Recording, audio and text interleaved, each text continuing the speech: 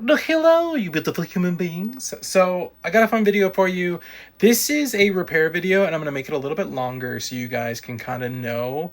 Because I think this is a pretty common issue with the Game Boy Advance SPs. So I won't be able to show you everything because I only have two hands, but I will kind of show you the basics. Let's take a look. So here is the device in question. You'll see like it powers on just fine, but if you squeeze right here, yep, see it'll shut off there.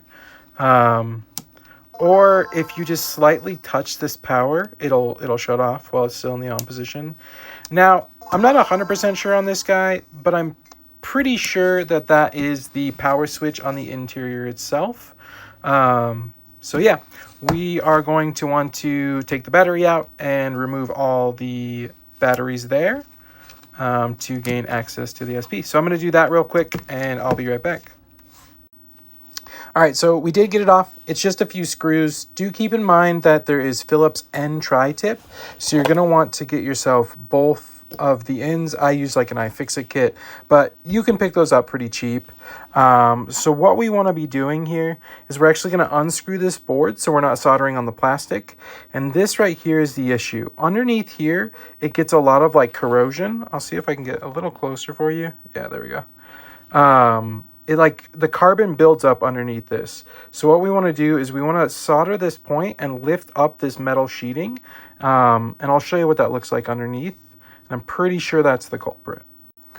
I did really want to, before I got into this too far, when you flip this over and you go to remove the board, there is this ribbon cable here. You want to be very, very careful. Because if you damage this ribbon cable, I mean, essentially you'd have to get a new one to replace it. So when you flip the board, just make sure you're using like the proper tools, spudgers, in order to remove these pins get pushed up here to release it. They don't just pull out. And this is always a good time too to like clean up your pin pads, like clean them all off. I mean, that's what I'll do. I'll end up doing like a maintenance and getting it all clean and stuff, but let's address the main issue first and get that fixed. So let's put it over on the work table and we'll get to soldering. All right, we are all set up for doing some soldering. I have my iron set up plus a little vent system. It's not like high-end professional, but this will help so you're not directly breathing in those fumes. Also use some flux so you're not cooking too hot. I personally go on 680. I don't know the proper... I mean, I know that's a good from trial and error, but if you're an electrician out there, please don't hate me. I do my best with these things. I know through experience now how to be careful and not like burn it. I will try to set up the phone in a way that you can watch me do this, but I may not be able to. So if not, I'll just show you when it's open and what it looks like. All right.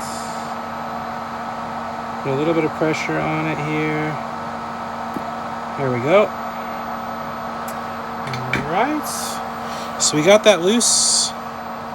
And we just kind of want to like, don't put too much pressure, but just enough to, we can bend that back down in there. We just want to be able to get this off here. So there we go. I have a pair of tweezers and I'm not using them. So realistically, what we want to see is the inside of this. And what you'll notice is these are supposed to be shiny. So it's not terrible, but it definitely needs to be cleaned up. So we'll get that cleaned up real quick. And I'll bounce back when I get that all scrubbed. All right, I got it all scrubbed and clean, so let's go ahead and reinstall it. All right, perfect. We got that resoldered, and this should slide easy back and forth. It does.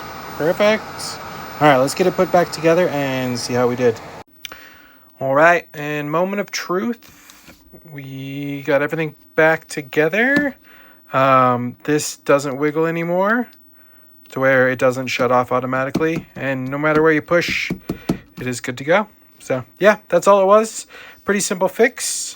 Love to get these things back up and running. And I hate to see them get thrown away or discarded as parts. So yeah, thank you guys so much for watching. I know this video is a little bit longer, but I know this is a pretty common issue. And yeah, I just wanted to show you how to fix it. Thank you.